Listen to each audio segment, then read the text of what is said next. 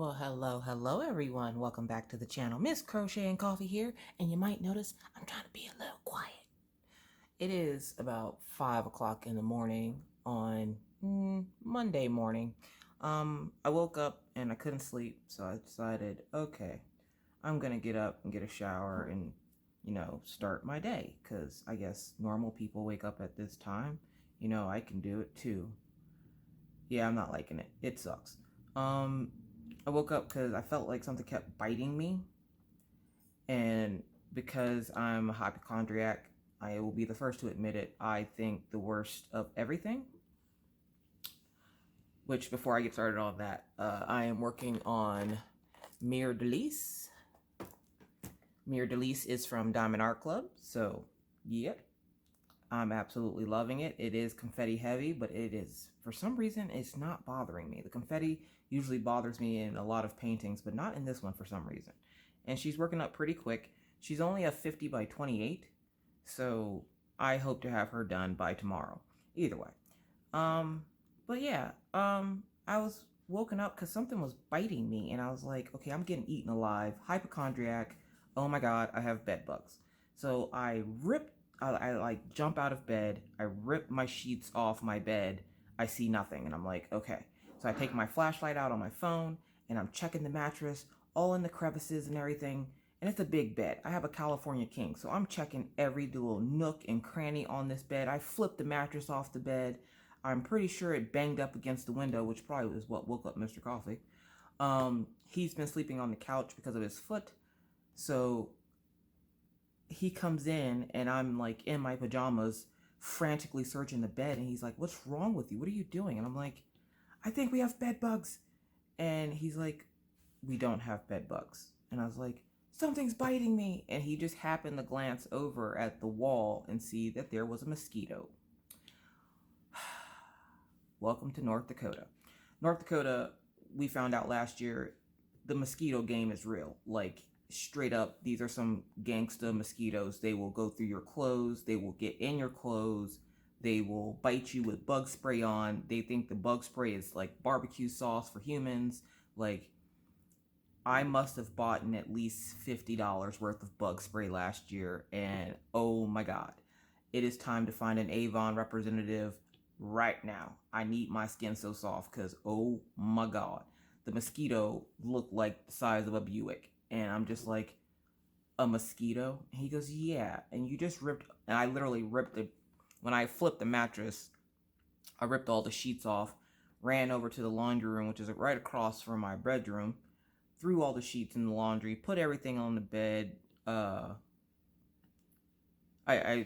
took all the pillowcases and stuff off the pillows, threw those in the laundry room, closed up the laundry room, got out some bug spray, started spraying. And it's spray that we spray like for the dogs, for like fleas and stuff.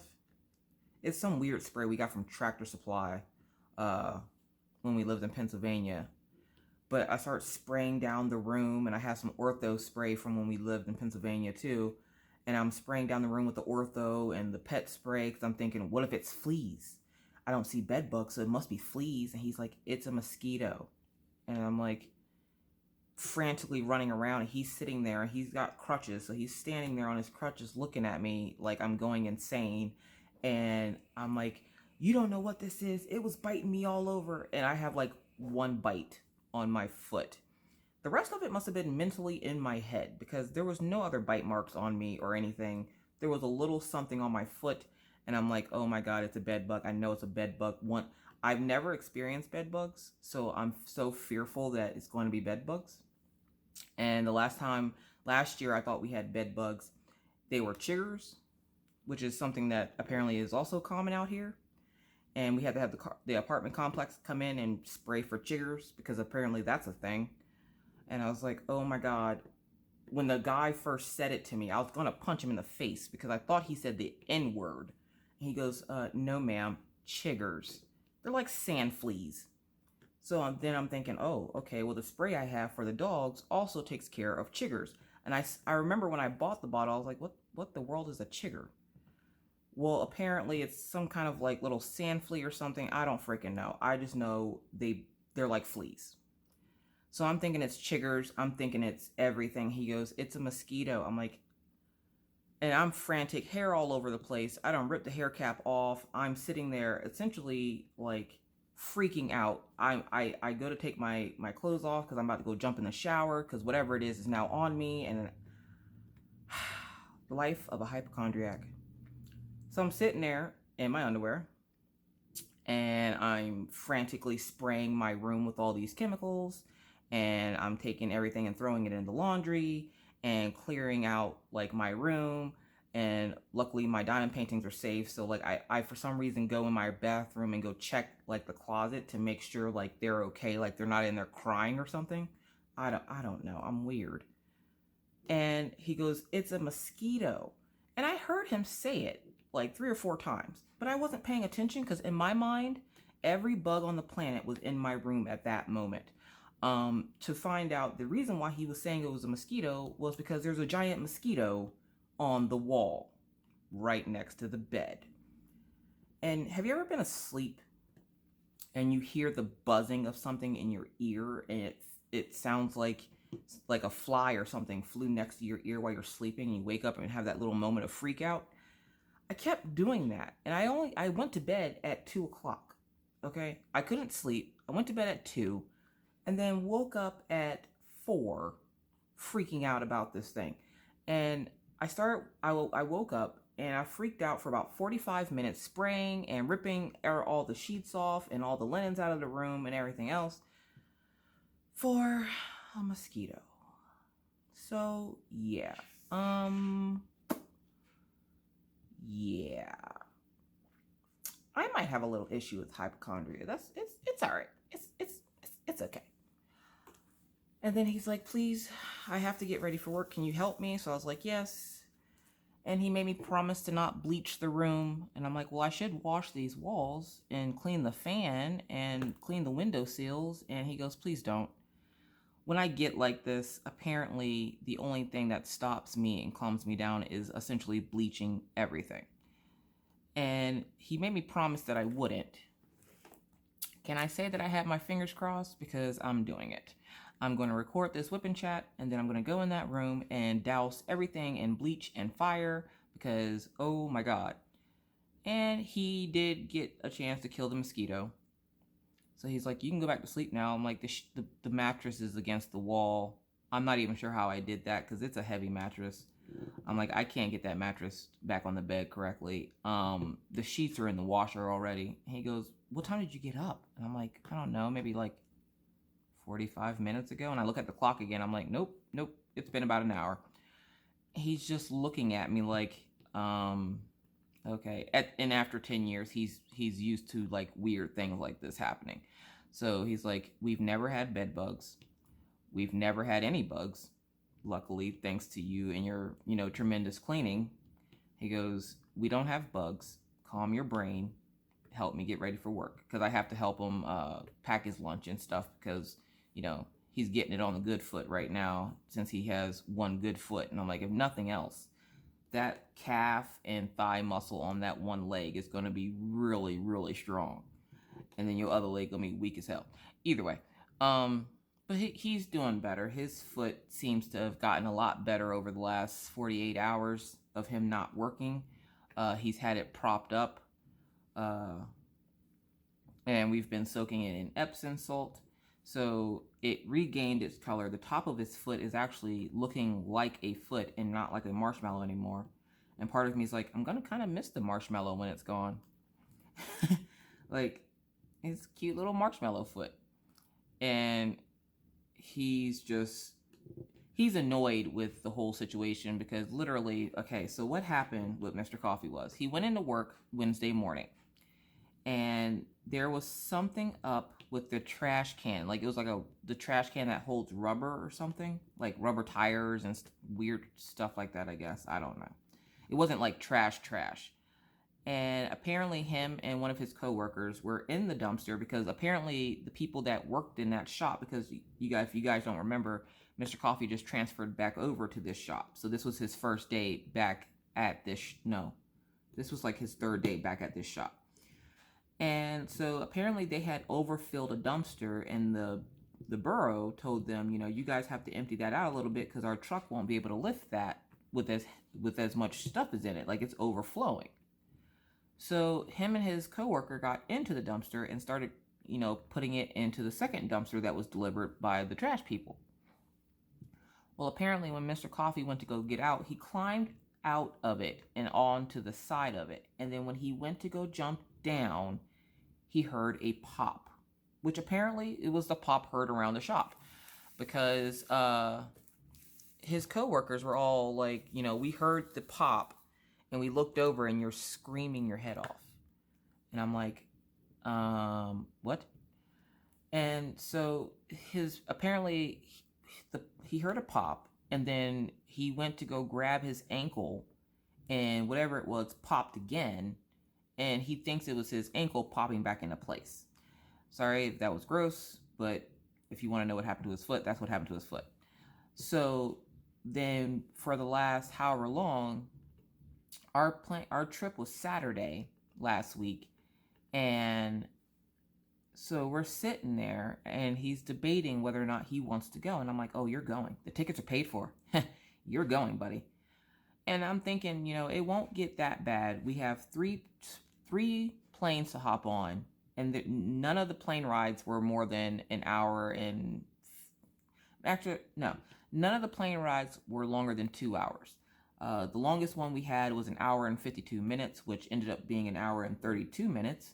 So I was like, he can hang in there for like, what, less than 6 hours?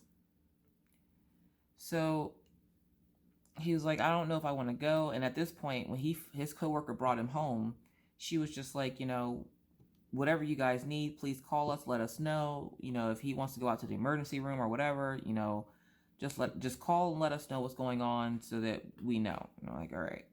I'm like, if nothing else, I'm thinking when he said he sprained his ankle, I'm thinking, he got the little sprain, it hurts for a couple of days and he'll move on with his life. I wasn't expecting what I saw when he came home, and his ankle was the size of my calf. And I'm like, what happened? One, where's your other boot? Because he wears steel-toe boots, and those boots were like $400. Yeah, I'm that wife. I'll check on you in a few minutes, but where's that expensive shoe that we just purchased for you? That was a $200 shoe. You only got half your feet or half your shoes. Where's the other shoe? And his coworker lifts it up and she goes, I got his other shoe. Apparently he sprained his ankle or did something really bad at the shop, so I brought him home, and she hands me a bunch of this medical stuff, and she's like, if you need anything else, let us know. And I'm like, so you're just gonna dump him here? And she just starts laughing. I'm like, no, seriously, you just gonna dump him here? Y'all didn't think about taking him to the ER? Y'all didn't think about taking him, to get seen or anything by occupational health, which is like, it's like urgent care for workers, if you don't know what that is. And she was like, it should heal up after about a week or so, or, it might take a little bit longer depending on, anything, whatever. I don't think anything's broken because he can still move his toes. And they have a guy there named Safety Mike. That's what they call him. His name really isn't Safety Mike. His name is Mike something, but they call him Safety Mike. And Safety Mike checked on him and said, he didn't think anything was broken, but they wanted to go ahead and send him home to take the rest of the week off because he was already going on leave the next day anyways. Because he was going to, take off a little earlier so that we could get ready for this trip. Because, as you guys know, trying to take a trip, especially a plane ride with 2 small children, that should be fun.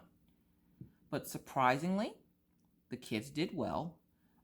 Thank you to everyone who read stories or, made a video for the kids to listen to on the plane. Unfortunately, they didn't get a chance to listen to it on the plane. Only 2 of the planes had Wi-Fi.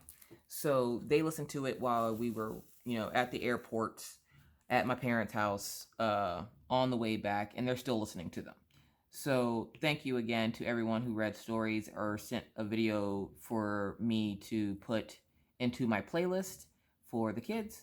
If you are interested in said playlist, please check on my channel under playlist, and it should say relaxing something for children. I don't remember what I named the playlist. You can go check it out.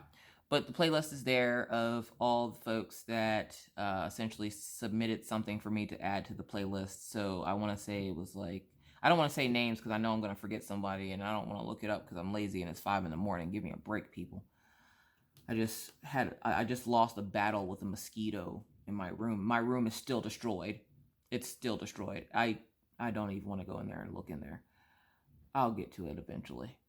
So yeah, so the plane ride was actually pretty good.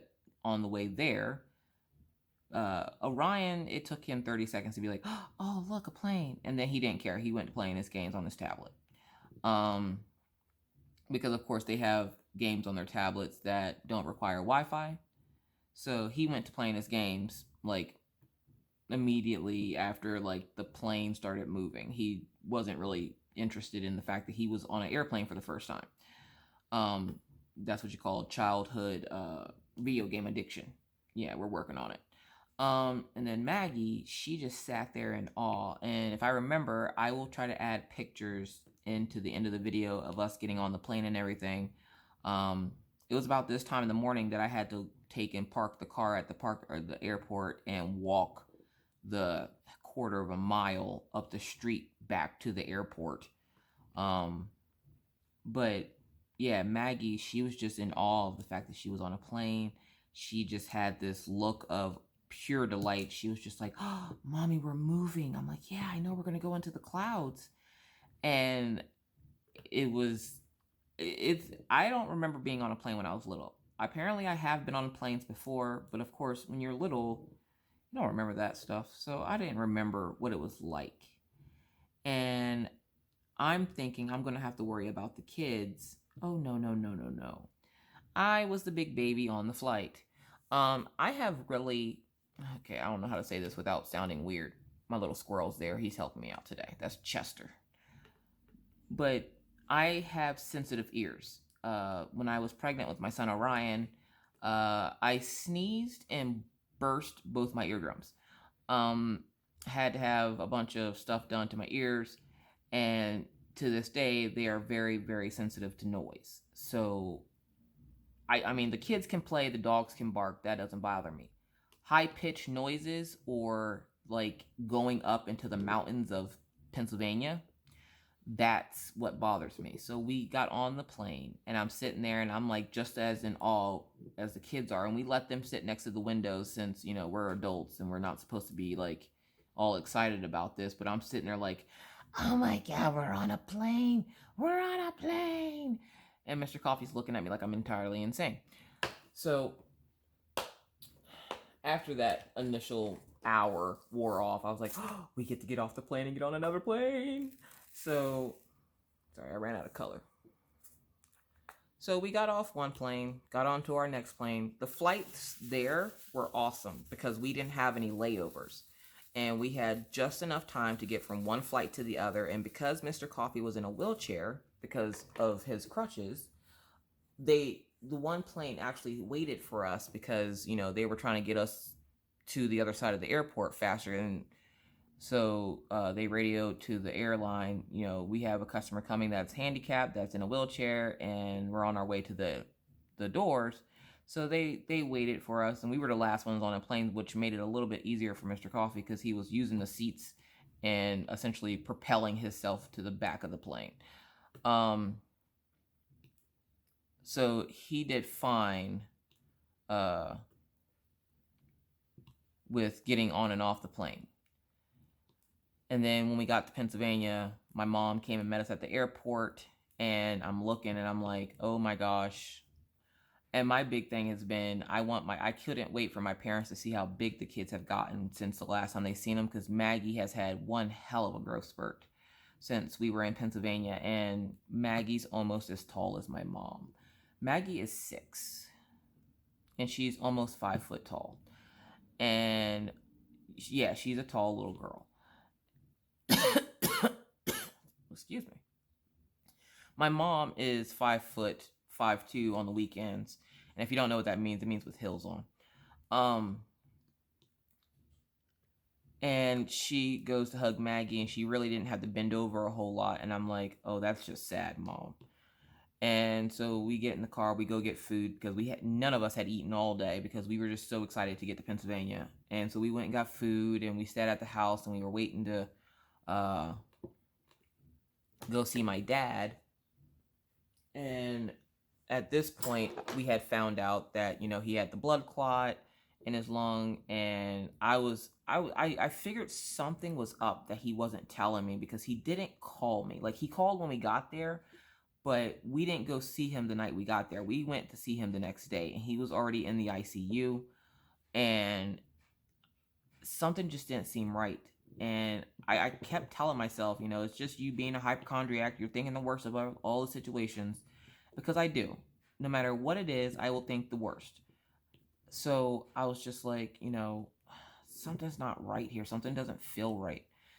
And I thought maybe, okay, something doesn't feel right because maybe he's sicker than I think he is, or maybe he's dying or something. And come to find out, it was because he almost did die. Uh, I was explaining it in the live, so if you weren't in my live and you don't watch replays, your oxygen levels are supposed to be around 100 to 90, and his were at 25.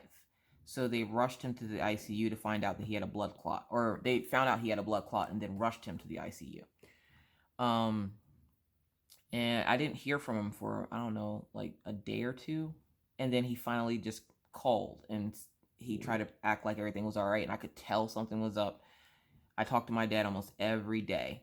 Almost every day. I need breaks from my dad, sanity reasons.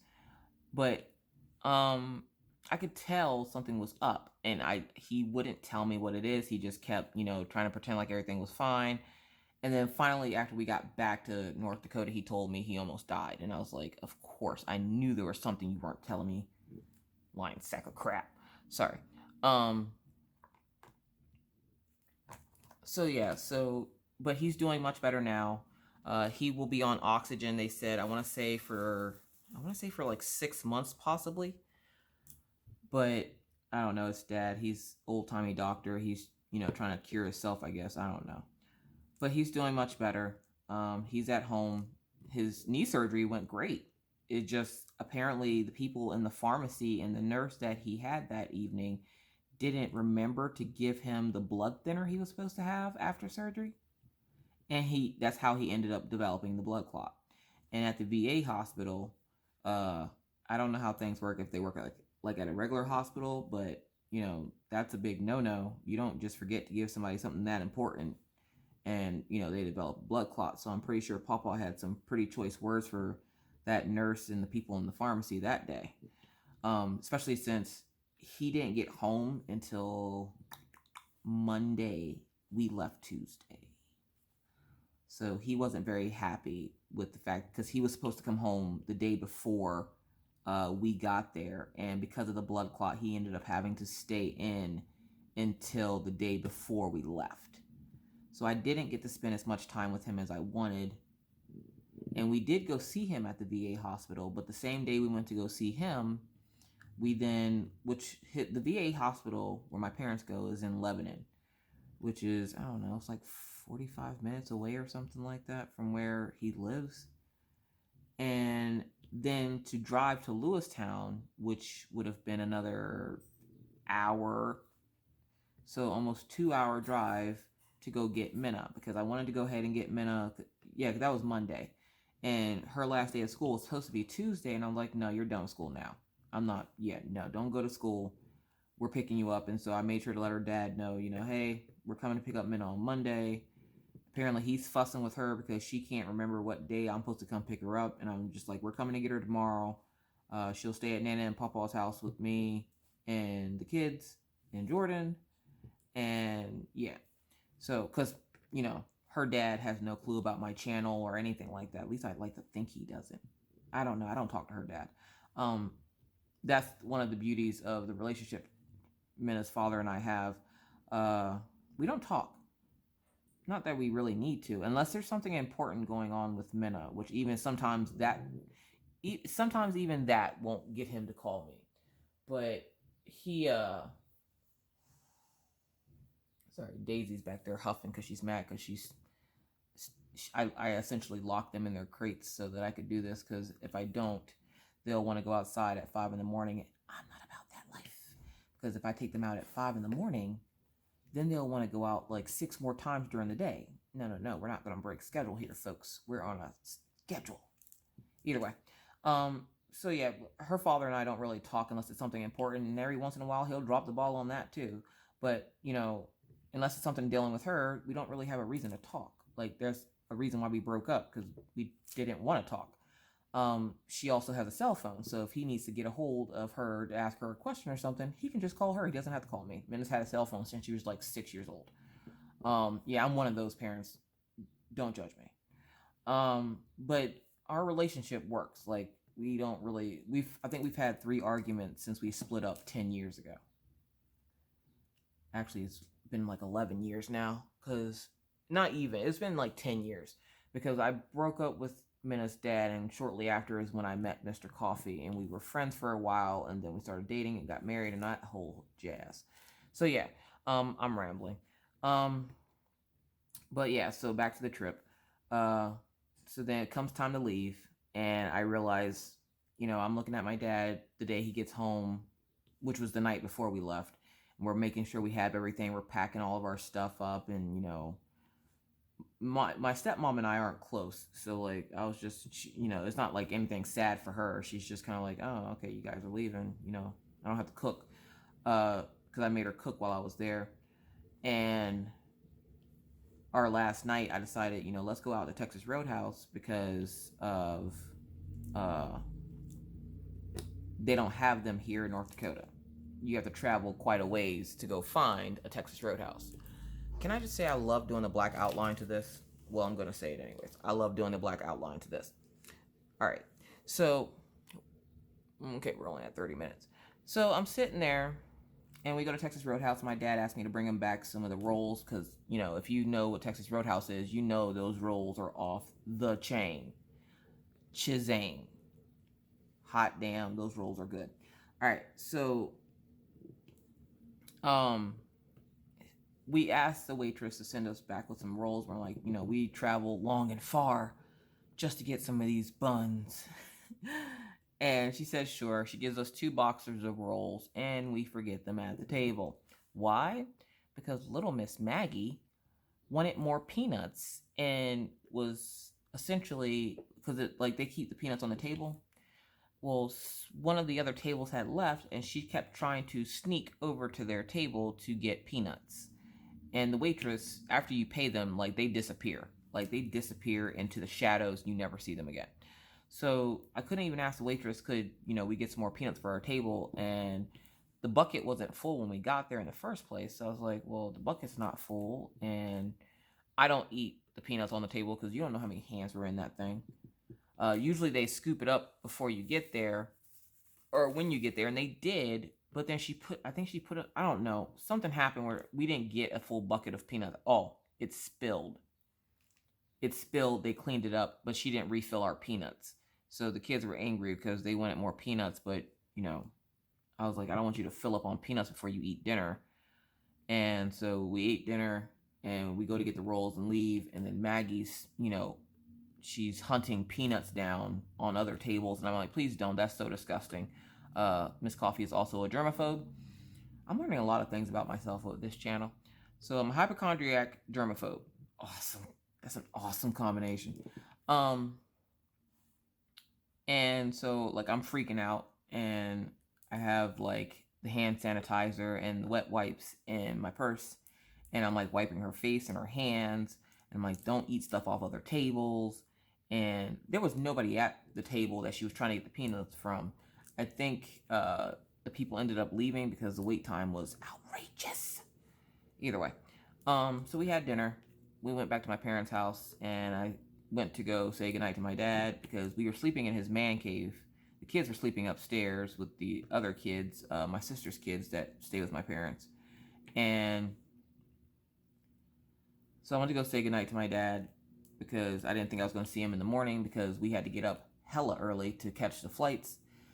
And he's like, no, just wake me up in the morning, it's fine. And I don't know, that realization that, he's not going to be around forever hit, and I got all emotional, which I hate. I'm a suppressor. I like to suppress my emotions. I don't like showing my emotions. I was brought up on tough love, which is why I'm so blunt with things. Because I was taught tough love, so it's the only kind of love I know how to give. Tough love. Hey, it's love nonetheless, okay? You didn't say what kind of love you have to have for people. It doesn't have to be tough or soft or, silky or whatever. It's love is love, folks. Love is love, okay? So, like, when you see me do rants and stuff, it's all out of love. Either way. So yeah, so then on our way back, my mom takes us to the airport. Like I said, the trip was short at my family's house because I literally technically we only went there to go get Minna. So I made sure that plus I don't sleep well in other locations. Even though it's my parents' house, I don't sleep well in other locations. I need my bed. So, we didn't stay long. We literally left Saturday, or got there Saturday, left on Tuesday. I think that's, yeah. Yeah, Saturday, Sunday, Monday, Tuesday. Yep, we left on Tuesday. So Tuesday morning, 4 a.m., I get up, I get all the kids their medicine, pack up the medicine. And at this point, I had already had all the bags packed and sitting by the door. I loaded my mom's car up. She has this really nice, like, Cadillac car that she won't give me. I'm like, eventually one day, you'll have to give it to me because you'll die and you can't take it with you. She's like, okay, we'll see. Apparently I think she thinks that we're going to bury her in the Cadillac so that I can't get it. Like, that's how spiteful she is. And I'm like, oh, I'll take that Cadillac. Either way, that's her bingo money Cadillac. Let's just say that.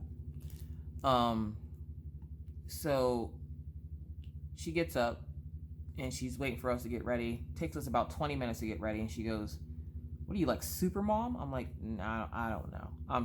I'm tired. I know that. Like, I was exhausted because I was sitting in diamond painting by Donnie's live, and it's like, I don't know. I want to say it's like 1 or 2 in the morning, and she's like, "Shouldn't you be asleep?" Don't tell me my business, Donnie. I don't want to go to sleep. Leave me alone. Show me some pins. Why are you messing with me? I'm just joking. I like Donnie. But she's like, if you have to get up for your flight, shouldn't you? I'm like, yeah, I should, but I ain't going to. But I was up late watching Donnie, and I couldn't sleep. I was so anxious just to get this plane ride over with because the pressure on my ears, like how they say how babies cry on the airplanes because their ears are popping, that was my ears, except for I spent the entire time afraid that my eardrums were going to burst. So, and the popping wasn't that bad, but then you know how you pop your ears and you do that thing where you hold your nose and blow or something and it pops your ears? I was doing that. And I'm sitting there like, oh my God, my ears hurt so bad. And then we got on the first flight, no problem. We got up to our seats, everybody sat down. Maggie still had the, look of shock. She's showing Minna. This is Minna's first plane ride, which was, their plane ride home. And she's just like looking out the window. She's like, oh, wow, we're moving. We're all excited. And I'm sitting next to Minna. Maggie and Orion are sitting next to each other. And Mr. Coffee's sitting with some random strange guy that's snoring before the plane even took off. And let me backtrack a little bit because I'm going to go a little squirrely here. Come on, Chester, let's go for a ride. TSA is interesting. Apparently, I had to take my shoes off. And of course, anywhere I take the kids, everybody thinks they're just adorable. And I'm like, of course they are, because they're monsters. But, they play cute and sweet to everybody else. TSA, you got all your electronics. And we went to visit one of Mr. Coffee's friends, which you guys have seen him in chat, like when I first started my channel, he would come into chat. He doesn't come in too much anymore because he works too much. His name is Josh, and his last name is Solt, Solt. So him and Mr. Coffee are Salt and Tepper, which Tepper. So it's like salt and pepper, but it's Tepper and Salt. Either way. His friend gave us a few laptops because he works somewhere, I don't freaking know. But he gave us a few laptops to take home with us because, that's what he does. And so I got a new laptop. But when you go through TSA, you have to take all that stuff out of your bag and you have to have it in a little basket. And so Mr. Coffee's pulling out all these laptops, his watches, his phones. Yeah, Mr. Coffee has more than one phone. He has a business phone and then he has a personal phone. I had my phone, Minna had her phone, and then she's worried because she thinks that the scanner is gonna pick up her braces and stop her, and she won't be able to get on the plane. And I'm like, your braces are not gonna stop you from getting on this plane. I'm pretty sure more people than you have had braces and went flying. So I thought that was kind of cute. She was all worried that she wasn't gonna be able to get on because of her braces. And I'm like, yeah, no, you're fine. If Papa can get on, you can get on. And the reason why I say that is because my dad has this thing where if he puts his cell phone on his chest, it hangs up his phone. He doesn't have a pacemaker or anything. I don't think he's ever had any open heart surgery or lung issues or anything. But apparently he has. And that's my dryer going off, telling me to get my clothes out because it's time to tell me my business. So hold on a second. All right. So yeah, I don't remember where it was at in that. I was gone a while. Either way. So yeah, so we got through TSA okay. And we also had our vape rigs with us, so we had to take the batteries out of the vape rigs and separate them from the vape rigs, and you got to put all that stuff on there. And so Mr. Coffee, having one good leg, they have us take our shoes off, so I had to help him take his shoe off. And they're like looking like, where's your other shoe? And he told them, well, it's not like I can wear it. As you can see, my foot's swollen. The guy was like, oh, okay.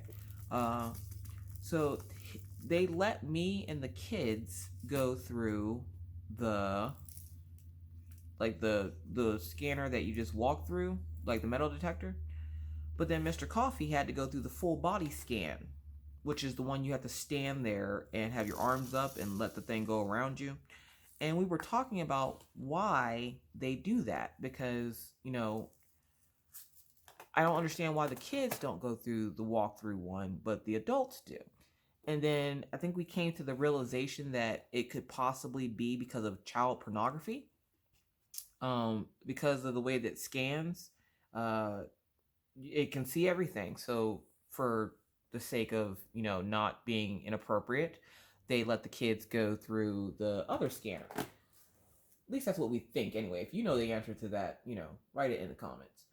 But yeah, so all the trips that we took back and forth on the planes, the kids and I got to go through the walkthrough, but for some reason they kept making Mr. Coffee go through the stand-up one, which was making him mad because he had to try to stand on his bad foot.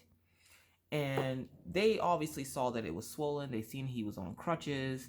He had it wrapped up, and they still were like, yeah, we're going to need you to stand here for about 40 seconds while this thing, circles around you or whatever. And he was irritated with that. And I'm like, well, hun, we didn't realize you were going to hurt yourself right before the trip. And he goes, I know, it just sucks because, it hurt at the time. It still does. For him to put any kind of pressure on that foot and to have to stand there for that long with his foot down made it really painful for him. So he was a little upset about that. But Mr. Coffee is one of those people that he'll get mad about something for a few minutes and then he moves on with his life. So we get through TSA and we're, getting to the airplane. We get on the airplane. The first ride's fine. Second ride, they actually had in-flight movies on the headrest of the airplane, so that was cool. So me and the kids, and I didn't realize they needed wired headsets, so me and the kids shared a headset and we watched a bunch of different movies. Like I watched part of Aquaman, Maggie watched part of Bolt, and Orion watched part of Incredibles 2, which he had already seen before. Like we literally watched that 2 days before we left, so I'm not even sure what that was about, but he wanted to watch Incredibles 2, so I was like, whatever. So we each got to watch a part of the movie. Mr. Coffee has movies downloaded from Netflix or something. He's watching. He's just in his own little world over there. And then on the way back, we didn't have the same flights, obviously. So we didn't have the in-flight movie on the second plane, which is kind of sad. And then here's where the trouble starts.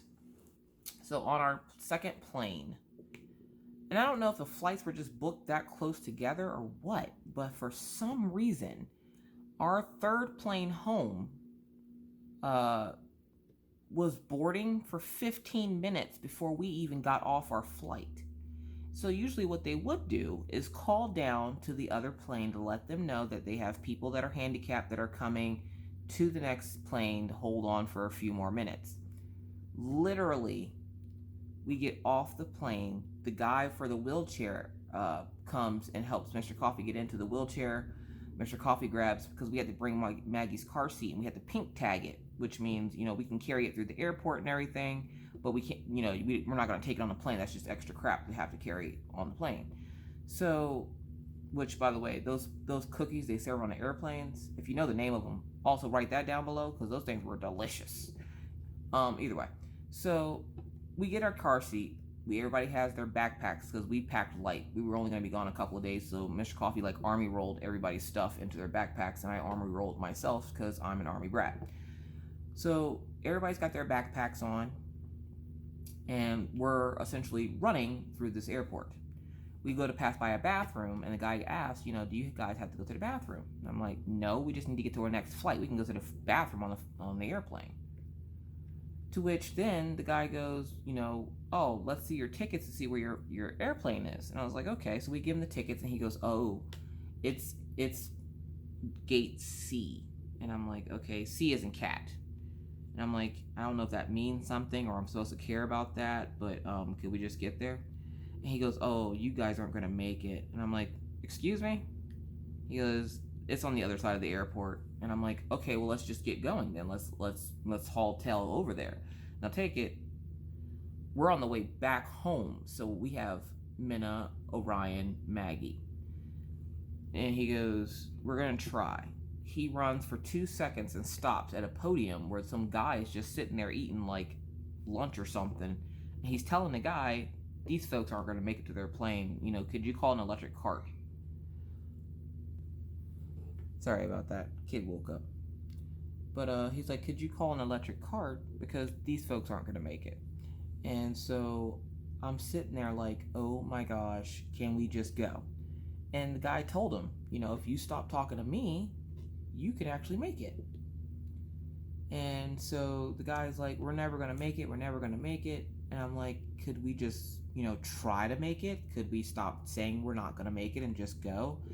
So then he goes, okay, everybody start running. To which then Maggie goes, I have to go potty. Well, she said she had to go potty before he decided, okay, we should probably start running now.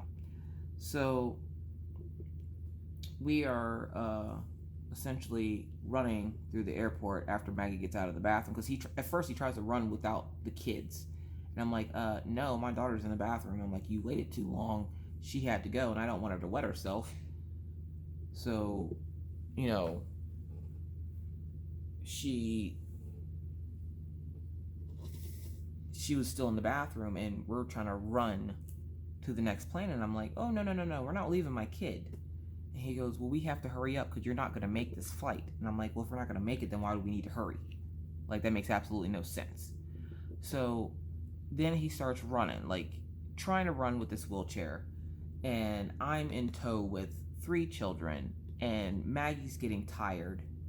And I'm trying not to stress her out because I don't need her to fall out in the middle of the airport and start having a seizure. So, I was going to pick her up, but I'm out of breath myself. And I'm just like, oh my God, we really aren't going to make it to this plane. We're going to miss our flight. We're going to get stuck in this airport for, all day, and we won't leave until tomorrow. Of course, my brain, worst case scenario, we live here now. This is my brain. We're in Minneapolis. I'm like, we live here now.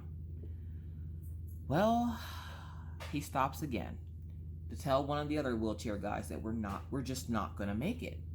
And I'm like, will you shut up and run? What are you doing? Why do you have to talk to every person you walk past? And finally we see electric carts, and they're the go-karts you see zooming through the airport. And hold on a second. All right. So what was I talking? Oh, okay. So the guy is stopping to talk to every single person he could possibly find to tell them that we're not going to make this flight. At this point, I want to choke said guy, but, you know, I'm too tired to even lift my arms, let alone choke someone to death. And then we find the electric carts, and he tells the guy on the electric cart, because there's two sitting there that aren't moving. And then as he's telling the guy that drives the first cart, a woman runs up, jumps into the cart, and tells him to go. She goes, I'm going to gate whatever, and hands him her ticket, and the guy just kind of takes off. And I'm like, are you flipping kidding me? Like, seriously? The next guy is talking to a shop person, and he goes up to that guy and tells him, you know, they're not going to make their flight. It's on the other side of the airport. They need a ride. Can you please get them a ride? And the guy goes, yeah, this guy looked like Uncle Ben from the Minute Rice box. So he's shuffling himself to the back of the cart. He's got to buckle in the kids. He's got to, you know, check his shoe. He's, you know, shuffling to the front. He sits down. We go to drive off, and then people keep walking in front of the frickin' cart. And he's like, excuse me, cart coming. And then Mr. Coffee is getting irritated, and he starts yelling, cart's coming, move out of the way. And I'm like, oh my gosh, we're going to get kicked out of the airport because Mr. Coffee won't stop angrily yelling at random people that there's a cart coming. So we're flying through the airport on this little cart, and like every 30 seconds we're having to tell somebody to move the hell out of the way because the cart's coming. And one lady, she literally saw us and then like just kept walking in front of the cart. And I essentially wanted to get out and chop her in the back of her kneecaps, but apparently that's not a nice thing to do. And at that time, the guy decided this will be a good idea to stop. Just stop and go, hey, where are your tickets? Really? Seriously? So then Mr. Coffee has to dig through his bag to get the tickets out. So we get the tickets out. He shows it to the guy. The guy scans it on this little tablet thing he has. And he goes, okay, you're going to gate C. We just told you that. Like, where were you going beforehand? Like, okay.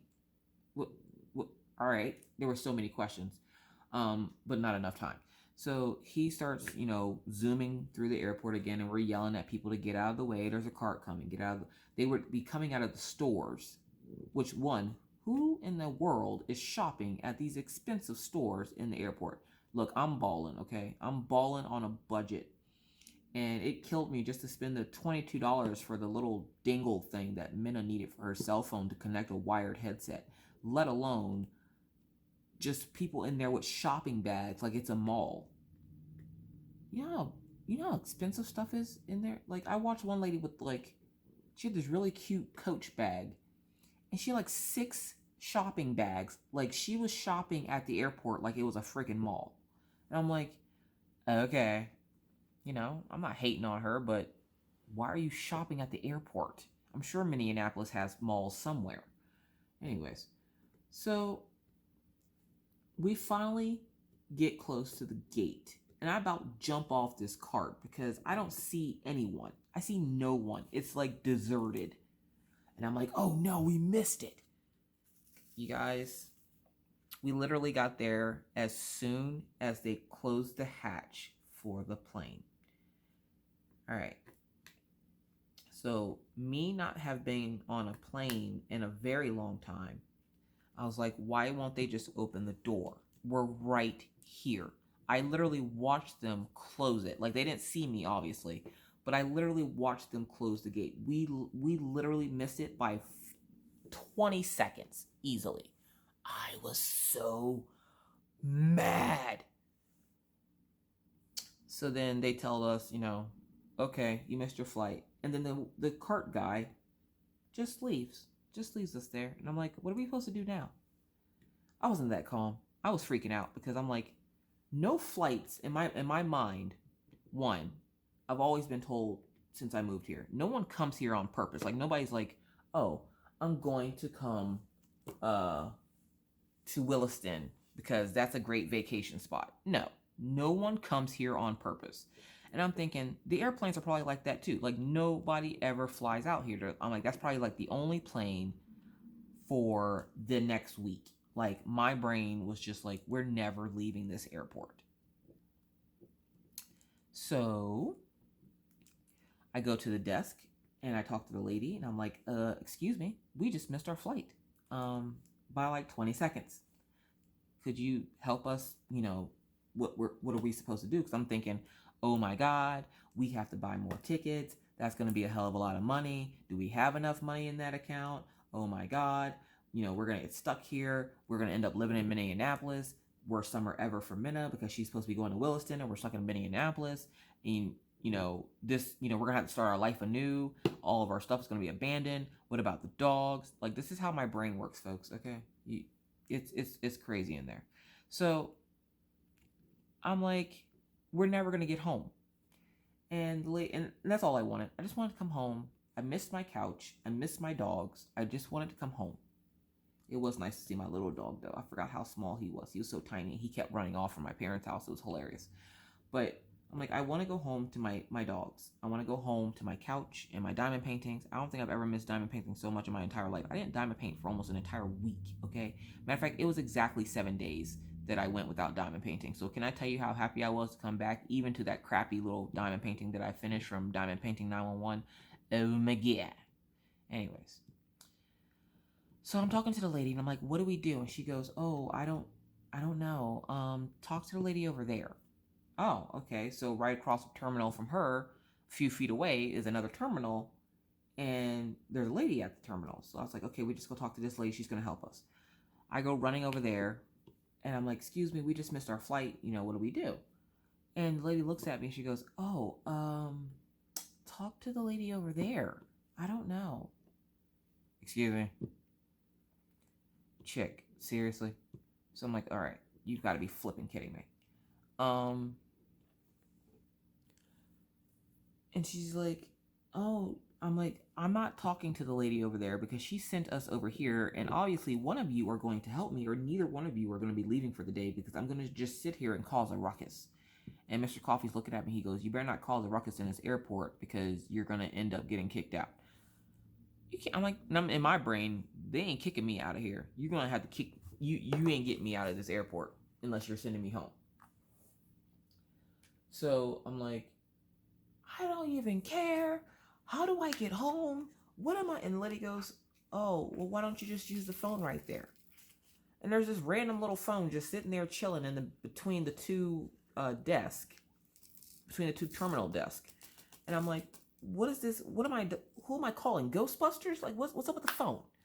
Apparently it's the phone that you're supposed to use to rebook flights when you miss flights. We just happen to be at that gate. So I was like, oh, that's convenient. Okay. So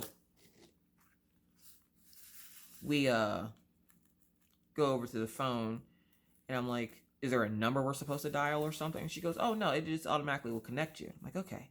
And it's like, wait time, 10 minutes. I'm like, oh no, I'm about to break something.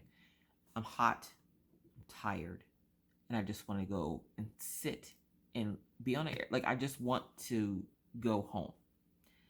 So I'm sitting there and I'm frustrated and I'm trying to wait and I can't. And my brain is telling me to run to Williston. Like, do something. You have to do something. There's something someone can do. Maybe the next flight is in an hour or something, but there's something somebody can do. And I'm like, are we going to have to pay to rebook our flight? And Mr. Coffee's like, no. And I'm like, okay.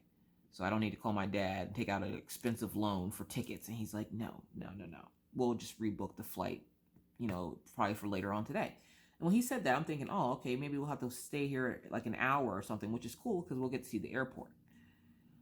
Now, this is at 9:45 in the morning.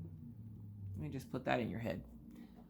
The next flight to Williston wasn't until 8:40 that evening. I lost my mind. The thing that kills me is when we told the two women that we were left behind, they didn't offer us meal vouchers. They didn't, I asked after talking to them, I asked could we speak to a manager, and they one lady told me that she didn't know where she was. The other lady told me, she was busy. And I was like, okay, so I'm getting the runaround from them. So eventually, I'm like, eventually I'll see somebody that looks like a manager and I'll just talk to them. Because I remember seeing something on TV about meal vouchers when you miss your flight, or hotel rooms or something. I didn't want a hotel room because what am I going to do in a hotel room? So I was like, I just wanted meal vouchers because I know how expensive airport stuff is. So couldn't find a manager. Mr. Coffee finally gets off the phone, and they update our tickets, and Minna had to have like printed tickets or something because her ticket was booked separate from ours because we had round trips and she had one ways. So, or she had a one-way ticket. So I'm sitting there like, okay, when it's time to bring Minna home, we're not all going. Mr. Coffee and I decided she's going to go with him. And we're still debating on whether or not we want to fly them back to Pennsylvania and then fly Mr. Coffee back, or let him drive. I don't like the idea of him driving, but he likes the idea of driving. I would rather him fly, but we'll cross that bridge when we come to it. So I'm like sitting there like, what in the world are we supposed to do in the airport for that long with the kids? I'm like, we don't have a crap ton of money. And okay, this is going to sound really bad, but I'm going to say it anyways. I knew there were new releases coming out from Diamond Art Club, and all I could think of was, well, there goes my Diamond Art Club money. Crap. Now, I should be thinking about my family, right? Yeah, no, this is how you know the addiction is real. I'm thinking about my Diamond Art Clubs and how I'm not going to be able to get any of the new releases. And I had already told Mr. Coffee that I put money away for the new releases. I didn't tell him how much, but I put money away for the new releases. And I saved up money from my YouTube money and my, all the money that's donated to the channel and stuff. I save up so that when they have these new releases, I can pick a couple of them and show you guys. Even if I never get to them, I at least can show you guys what they look like. Either way. So I'm like, I'm going to end up spending all my YouTube, Diamond Art Club money at the airport. That was the main reason why I got upset, because I ended up having to spend all my YouTube's monies at the airport for food and, just stuff to keep the kids entertained. And the entire time we're in the airport, luckily, again, thank you to those creators who made the videos, because that's when it came in handy, because Maggie sat there and listened to stories for hours. And Caroline and her daughter Jessie, oh my gosh, the little story, whatever little story that was, Maggie was all beside herself. And then Minna and Maggie were listening to Rachel Ray, and Maggie was showing Minna that Rachel Ray had on these cute little panda slippers, and I was like, I think that's hilarious that she immediately found the panda slippers, because it took me watching that video 4 times to realize she had on cute little panda slippers in the video. Again, if you don't know what I'm talking about, go on my playlist and look for Rachel Ray's Irish stories. And one of the stories where, I don't remember what she was working on. I just remember the panda slippers. Is that sad? That's probably sad. Don't tell Rachel. Hi, Rachel. So yeah. But that's when those stories came in handy. Luckily the airport was, equipped with outlets, like enough outlets to plug up our stuff. And we found some, we were like, well, nobody's eating, so let's go get food. And so we went and got food. And I told Mr. Cobb, I'm like, we're just going to use my YouTube money. I'm not going to worry about the diamond paintings. I had decided, like, I had already, mourned the loss of the fact that I wouldn't get new diamond paintings when the new releases came out. And so I was like, you know what? I'm not going to let this, ruin the trip. We're just going to use my YouTube money for the trip. And he goes, are you sure? And I'm like, yeah, because the rest of the money is for grocery, our grocery money and stuff for when we get back. So I didn't want to use up all of our grocery money and then come back and not have any groceries and then have to use it up anyways. So I was like, yes, we're going to use my YouTube money to make it through the day. Why is it that people bored eat? I think we spent probably around $400 worth of food and snacks and everything else in between. Literally, I think I had $15 left of my YouTube money, and I was like, oh, that hurts. Hurts so bad. But, I was like, my family is more important than Diamond Art Club and getting new releases. I'm like, if I don't get new releases, it's not like they're going to go anywhere. I can get them at another time. It doesn't matter who opens them first. It just matters, that you get it and you're able to show it to your subscribers. And so I was like, talking myself down to calm myself down, because I'm having a little bit of a mini panic attack, because I'm like, my Diamond Art Clubs, that's my little happy place.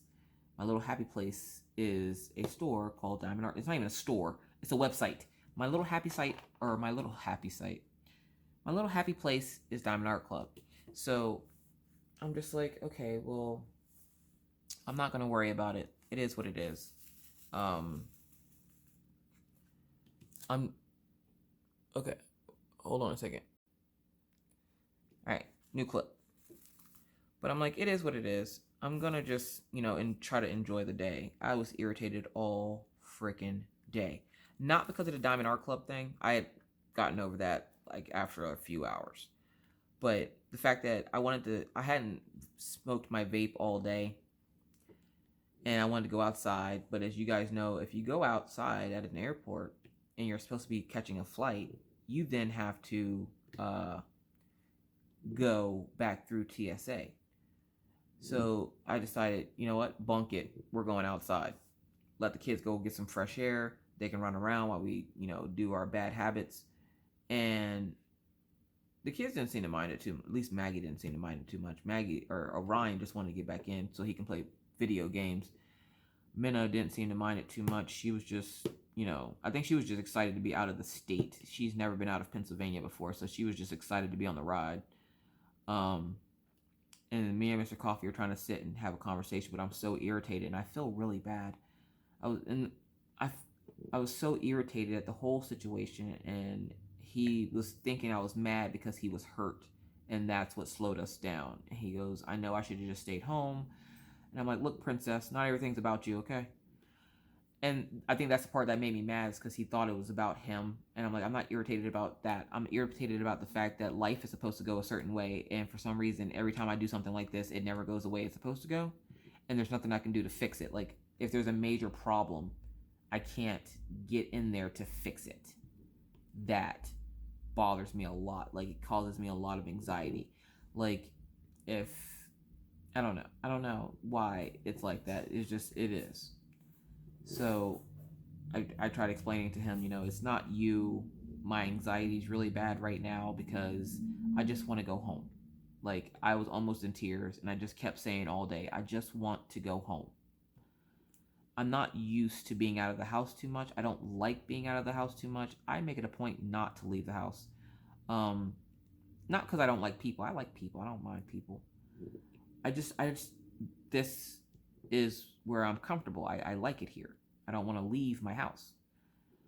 And unless the kids want to go somewhere, I'll take them somewhere. But for the most part, without the kids, I'm a hermit. I don't care. I have no shame. I don't like leaving the house to go do stuff. If I don't leave the house, I won't spend money. Not at least too much anyways. Yeah, there's always online, but I don't do a whole lot of online shopping unless it's something for my channel. If it's not for my channel, I think the last time I bought something online, I bought Minna an air mattress, so that, because I forgot to buy it, before we left, so I had to go ahead and buy her air mattress while we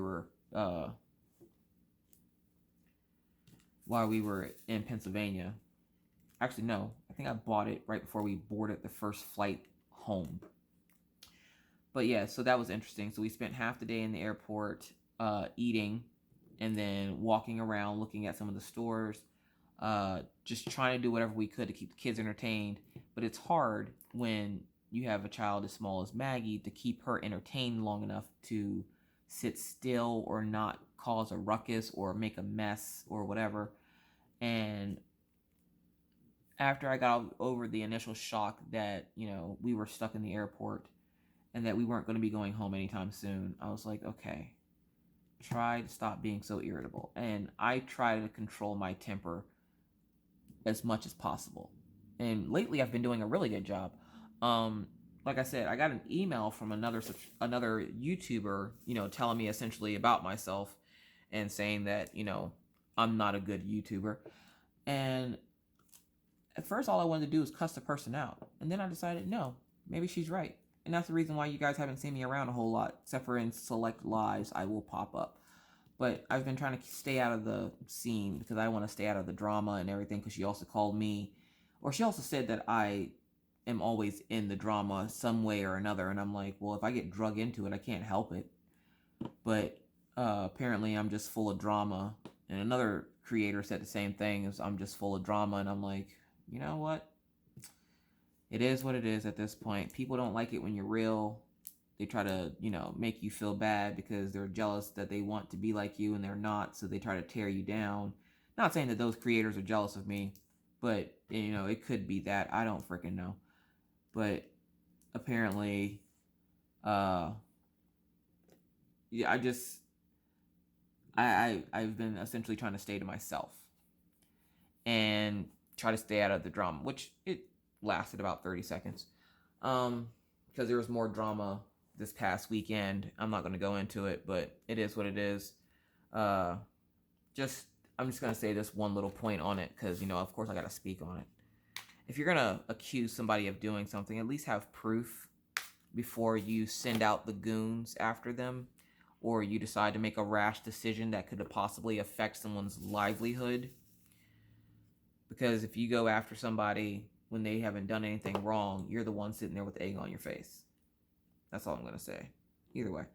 So we're at the airport, and we went to Dairy Queen and Chick-fil-A, and, apparently Minna likes Starbucks. And we're at Starbucks, and this was later in the day. We're at Starbucks, and there's a young lady there on her phone, and I notice a wallet sitting there with a passport, and it's open. Like, the wallet's like, it's like a billfold, so it's laying open. And I'm like, I think that lady forgot her wallet. And the lady's like waiting for her Chocomocha Lucky Latte from Starbucks. I'm not a Starbucks person, and I'm really sad that my daughter is now. I don't know what happened to her in the year that I was gone, but oh my god, she likes avocado toast. We'll get into that in a few minutes. So I tell the lady, I'm like, excuse me, ma'am, I think you left your stuff down there. And she's like, oh my god, like she was getting ready to walk off, and I'm like, I think that might be hers. I'm not sure. I don't know. Blah blah blah. And she goes, oh my god, it is. I'm such a klutz, and this is the third time today that I've almost left it somewhere, and you're the first person that actually, apparently somebody tried stealing it earlier, and, airport security got a hold of them. And I'm like, you would think after that you would remember your wallet. No, she just kept it laying around all willy-nilly.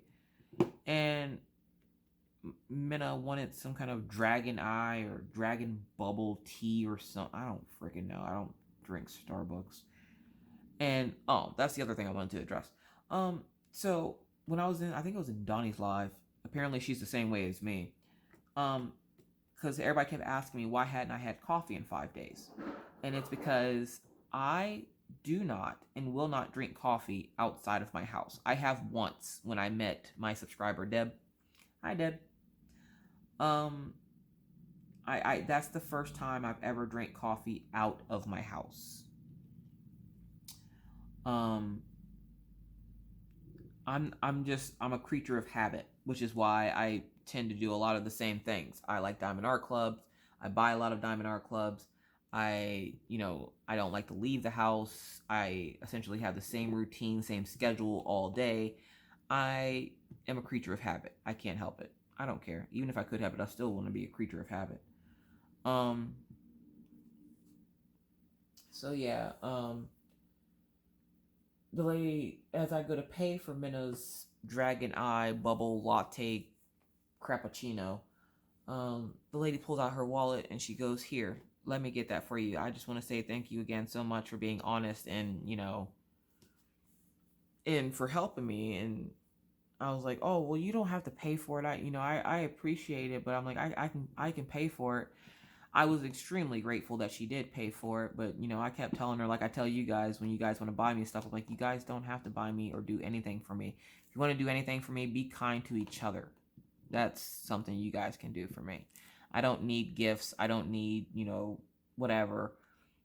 I'm just me, and I'm always honest, and I teach my children to be honest, and I'm not going to teach them the same way that I was taught, though, because again, I was taught to give tough love, which is why I'm so brutally honest and not like Tony the Tiger sugarcoat honest. I don't want my kids to be like that. I want them to, be honest, but like the nice honest. I don't know. Is there a nice honest? I always feel like people that are nice honest like beat around the bush, and I don't like that. I'd rather just get flat out straight to the point. Like, okay, this is an issue. Let's solve it.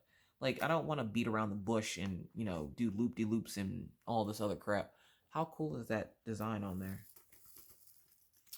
All right, well, I have to go switch laundry over real quick, so I'm going to put you guys on pause. This is going to be a long whipping chat, so if you haven't guessed, yeah, I'll be right back.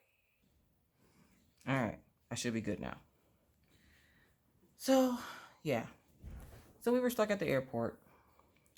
And then when it came time to find our gate, we go over to the gate we're supposed to go to. And we sat there for a good hour. And then the gate changed. I don't know how often that happens, but the gate changes. It's like, oh, well, you have to be at this gate instead of that gate. And the next gate was like, of course, we were at D as in dog. And then we had to go over to C as in cat. And it was like gate C9 or C19. There it is. We had to go to gate C19. So we go running over to gate C19 and we're like, we're just going to sit here. Everybody's going to take a nap or something. We're just going to sit here. And we had been napping in the airport like all day. People have been walking by us, sitting in chairs in the middle of the airport asleep. I don't care. No shame. But then we went over to gate C19.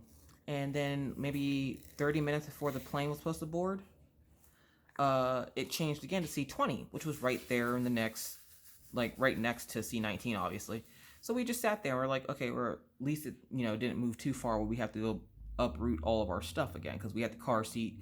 Everybody has their own book bag and everything else. The funny thing is, Minna had a check bag. That bag made it to Williston on time. We did not. So we're sitting there, and it's getting close to 8, and we're like, okay, the plane should be boarding. And then maybe 20 minutes before we were due to, like, our flight was due to be there, it changed. So it went from 8:40 to, I want to say, 9:30? Or no, 9:10.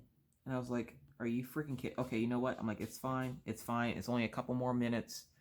We can do this. And then, I'm not even joking you, the plane changed again. It went from 9:10 to 9:45. All right, cool. Just another 30 minutes. We'll be on a plane on our way home. Then, it changed to 10:01. Okay, this is getting pretty old. All right, we can deal with this. We got this.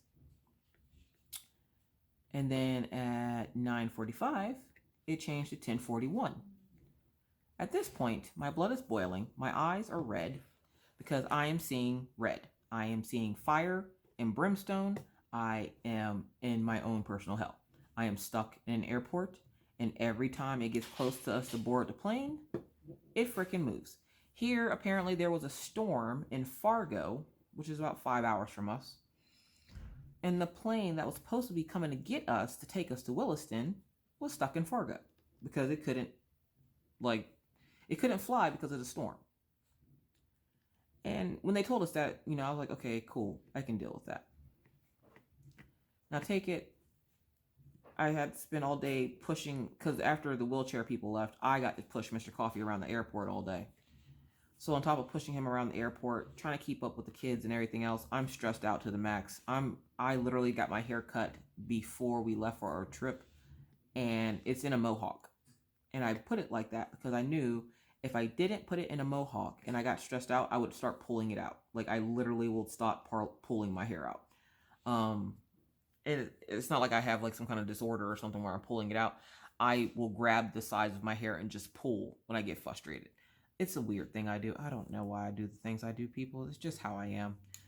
Um, so I made sure to cut the sides of my hair off so that I wouldn't try to pull my hair out. And Mr. Coffee was laughing because I kept putting my hands there like I wanted to, but I couldn't. So finally,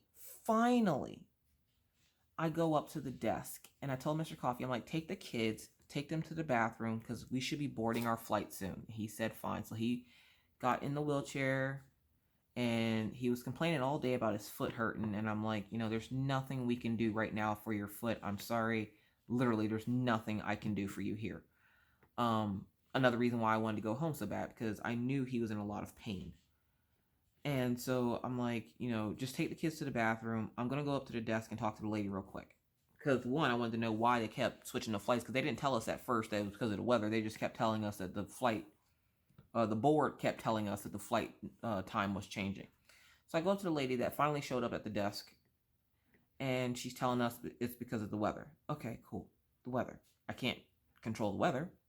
Neither can they. So, you can't get mad at them because of the weather. And then I asked to talk to a manager. And she goes, okay, is everything okay? And I explained to her about my day. I'm literally about to cry. I am so stressed out between the kids. Maggie started acting up right like an hour or two before we were supposed to get on the flight. She was tired. She was ready to go home, just like everybody else was.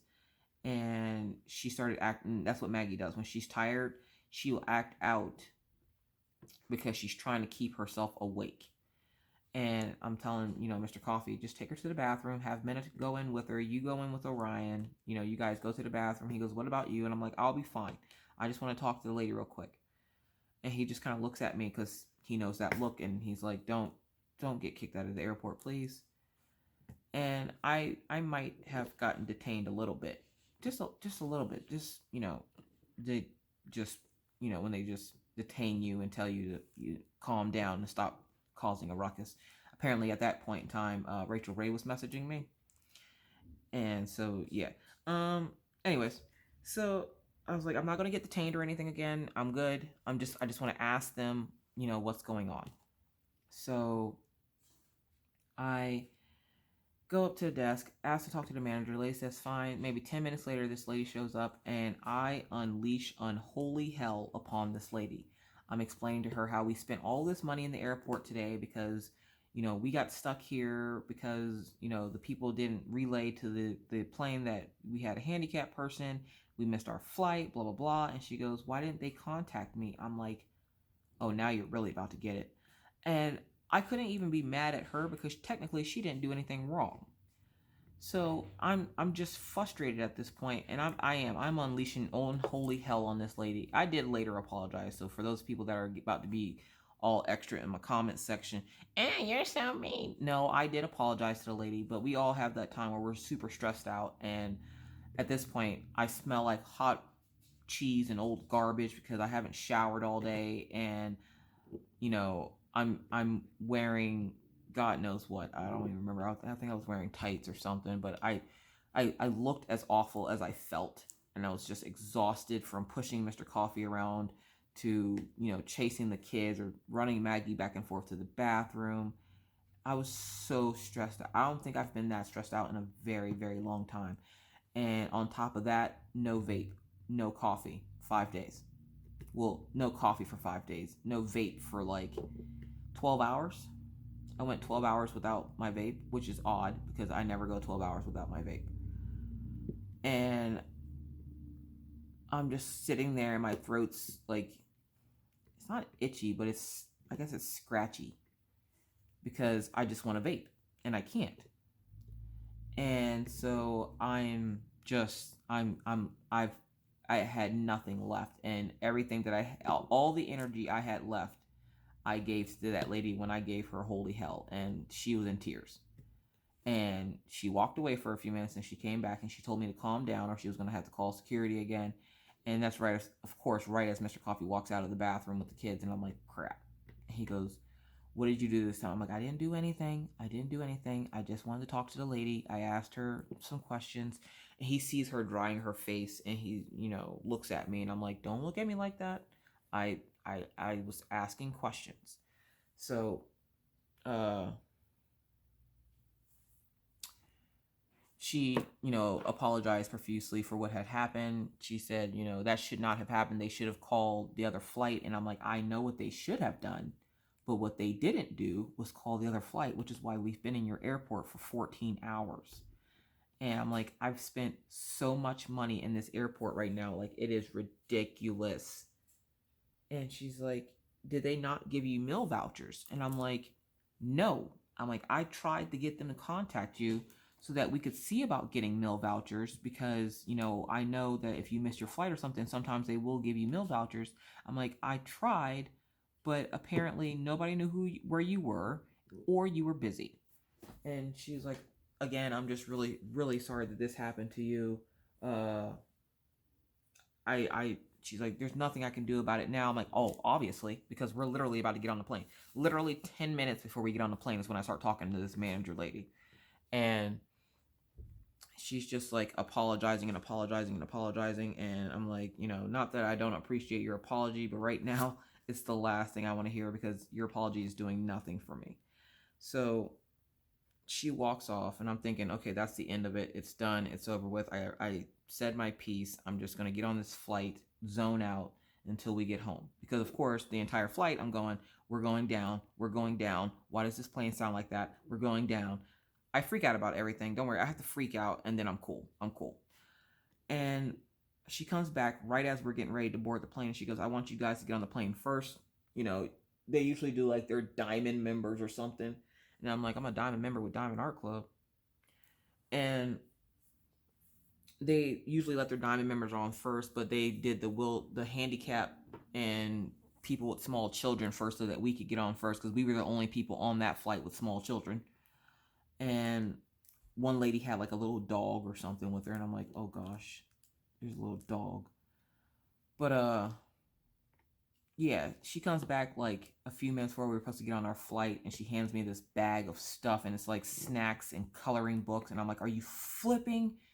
Oh my God, I was so mad when she handed it to me. I'm like, this would have been incredibly helpful all day. All day. And she again apologized, and again, I can't blame her because she had no clue what was going on. Like, she obviously had saw us because I remember seeing her a few times, but I didn't know she was a manager. Managers don't wear anything different than the regular people, so like, I didn't know what to think. So she handed the stuff to me and she apologized again. She gave me this number. She goes, we're going to reimburse you for all the money you spent in the airport today. Call this number when you get home. And I just kind of looked at her and scoffed, and I was like, yeah, if I get home, my luck, I'll get on the plane and they'll tell us that we're, going to have to get off the plane for something. And she goes, no, you're clear to fly all the way to Williston, straight flight, to Williston from here. It's like, I guess she called it like a puddle jump or something. I don't know what that means. But Mr. Coffee was explaining it to me, and I was like, I don't care how long the flight is. I just want to go home. So then we finally reached Williston at 2 a.m.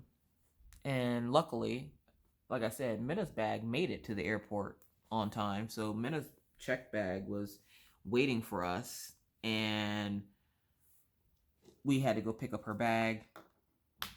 And then I had to go run down the quarter of a mile to go get the car.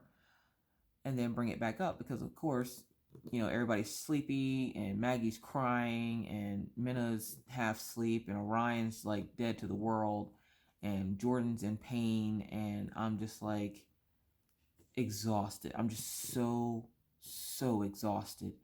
And because I couldn't sleep on the flight, I tried and I couldn't because my ears were popping too bad.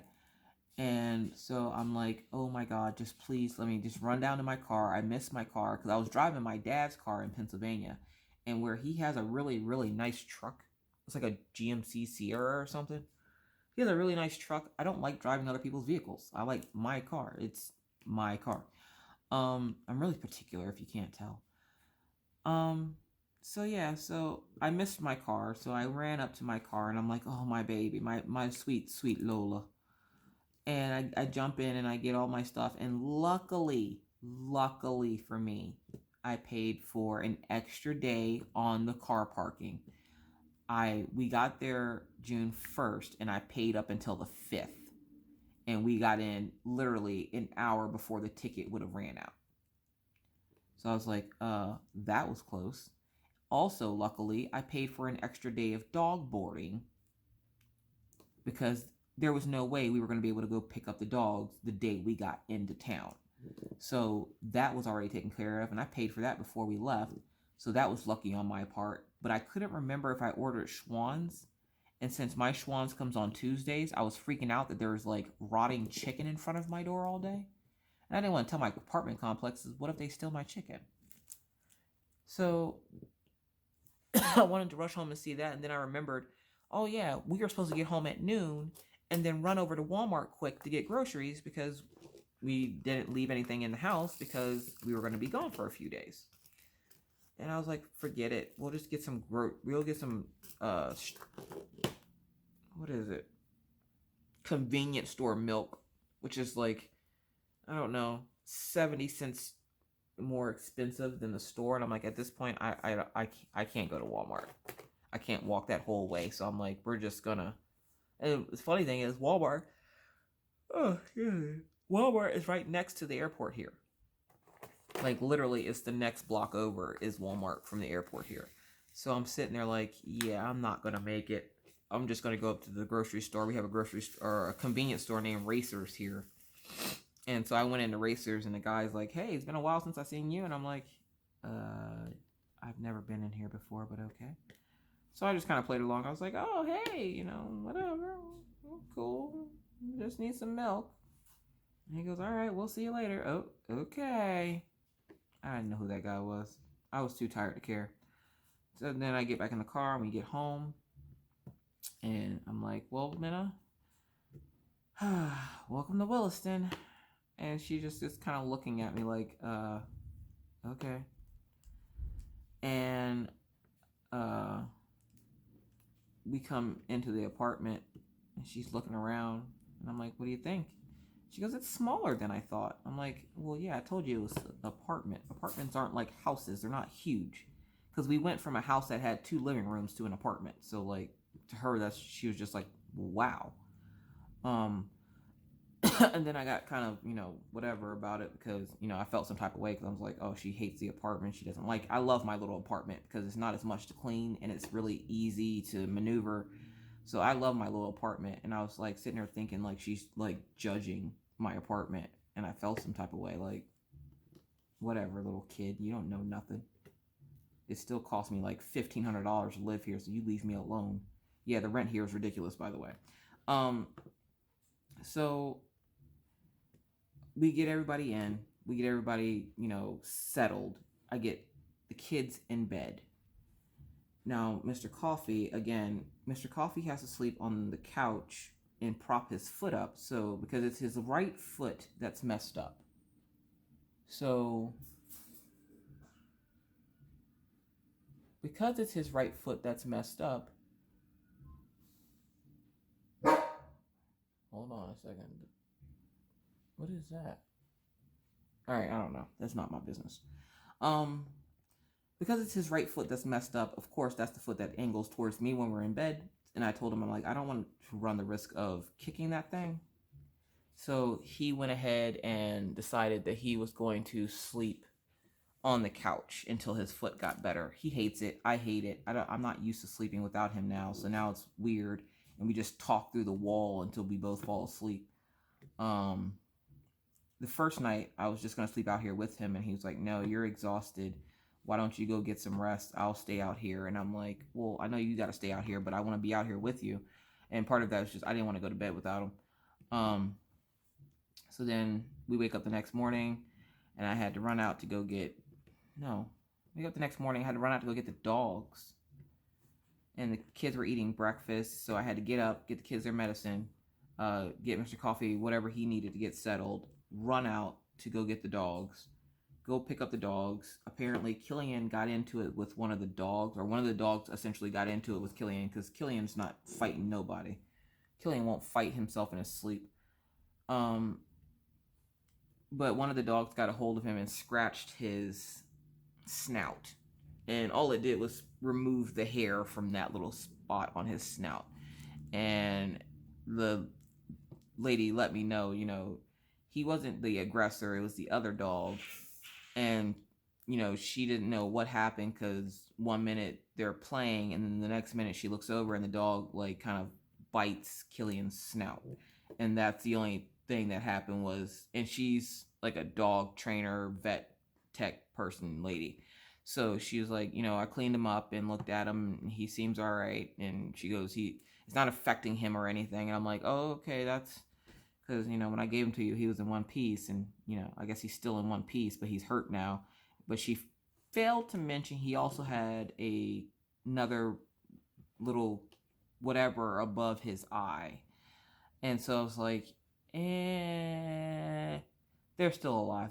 That's all that matters. I was just happy that Daisy didn't try to kill anyone while she was there. Daisy is very protective.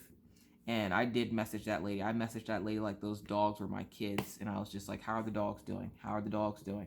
Daisy essentially spent most of her time up the lady's butt the entire time. Killian was the one out playing with all the other dogs. Daisy, she's scared of little dogs, and she had a couple of little dogs there. And she asked me, was Daisy fearful of other dogs? And I'm like, little dogs. I don't know why. Daisy's 110 pounds, and she's scared of a 2-pound Chihuahua. That's just how she is, I guess. So yeah. So I pick up the dogs. I come back.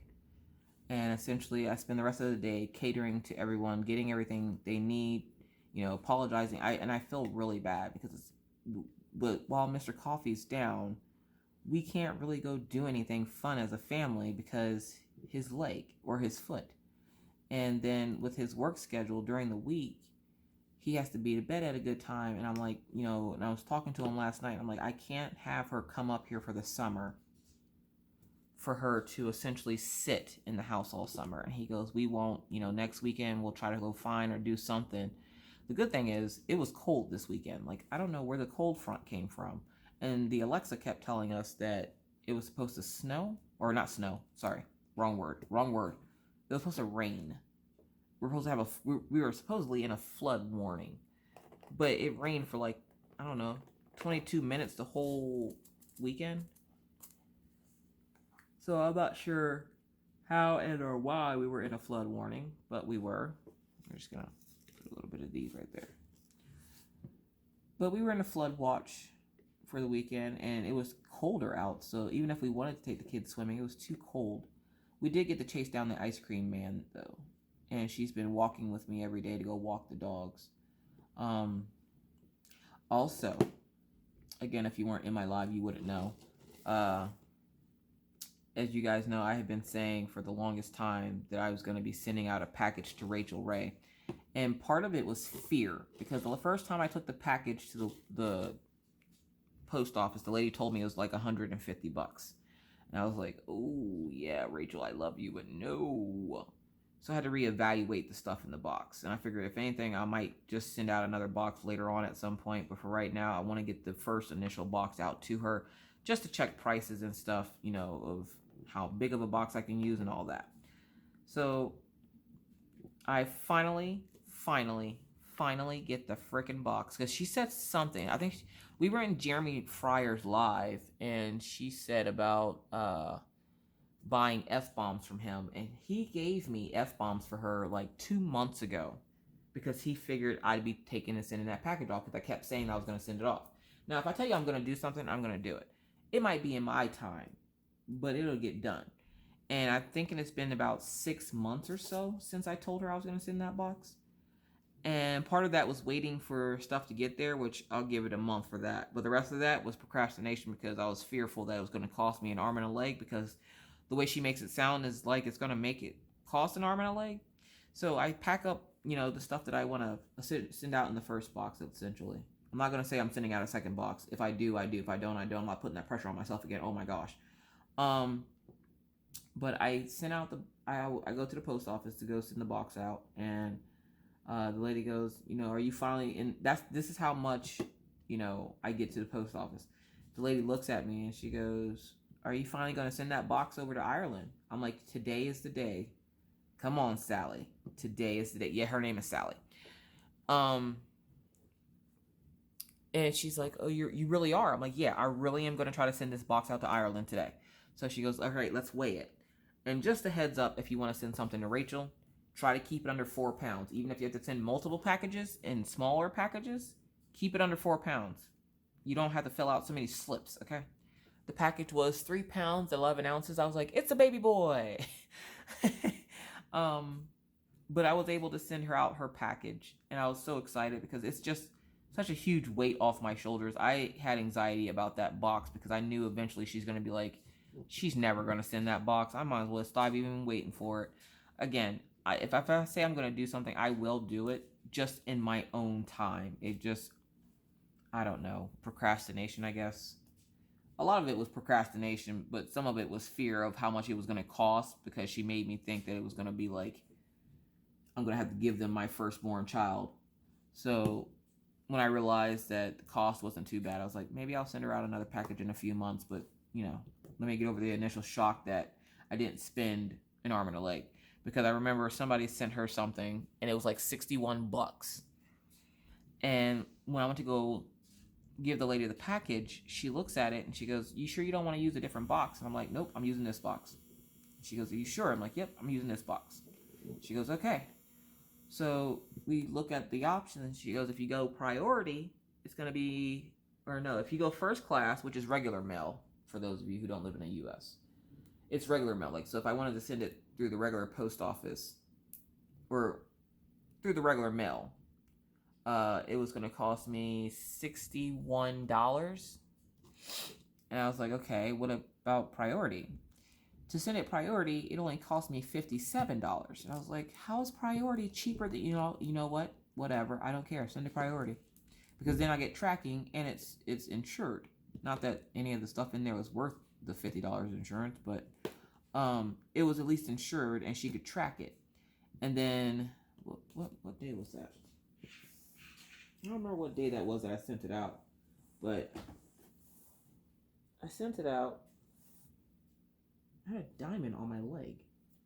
I'm not even using that color right now. What the world? Anyways, but yeah, I sent it out, and I'm just like all excited about it, and I don't remember when that was. When was that? I think it was Friday I sent it out. And then she messages me or something on Saturday and says she dropped her phone or something. And I'm like, are you kidding me? The first thing that went to my head, now you can't track the package. I mean, I'll track it for her, but to let her know, just so she knows when to expect it. But I'm like, dude, that so sucks. Like, wow, that really sucks. So yeah, so that was that. Oh, also, I'm learning that my daughter is just as clumsy as she used to be. It's weird because I have a preteen now, and I don't really know what to do with her. And where Maggie and Ryan, I can play with them for a little bit and then send them on their way, and they'll go off and entertain themselves for a while. Minna is now a preteen, and I'm like, what do I do with it? Like, I can't, like, play with it for a few minutes and, like, put it somewhere, and it'll just play by itself. Like, Maggie and Ryan, they entertain themselves. But then again, they've lived here long enough, they've learned. I'm one of those parents that I will play with my kids, but it's not my job to play with you. You need to learn how to entertain yourself at some point. So I will have times where I will play with them, and then there's times where I won't. And I'm learning to back away and let them figure out their own, like if they fight or something, I let them figure out their own problems and, problem solving skills. Like, you can't get those from a book. So, I let them figure out their own thing.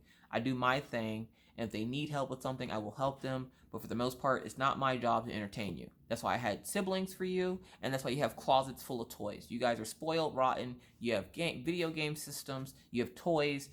Go play. Go and play. I don't know what that was.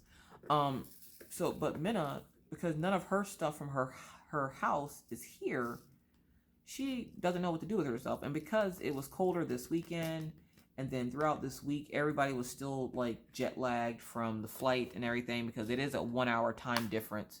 So everybody's just kind of like, And she was saying about she hates, like, when she's at home going to Walmart all the time. And essentially that's all we've done since she's been here.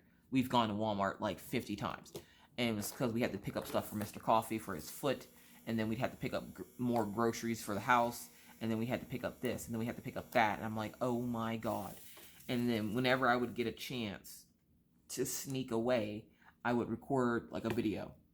And then edit the video that night and get it ready to have it put up for last week. And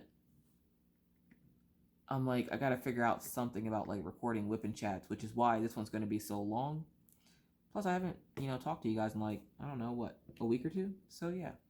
But I'm learning she's just as clumsy as she was before we left. She hurts herself at least once a day. She's always doing something to hurt herself. And the first day she got hurt at the playground where the dog park is, because right by the dog park is a playground. She was trying to climb up on some bars because Minna does gymnastics. So because she does gymnastics, Minna thinks that she can flip and jump off everything. Well, she went to go jump on this metal bar and hit her hip. And she fell and hit her butt. And I was just kind of like, okay. And then like the second day, apparently she's in the kitchen and she's making a sandwich for, it was the day I did the unboxing for the Diamond Art Club BOGO.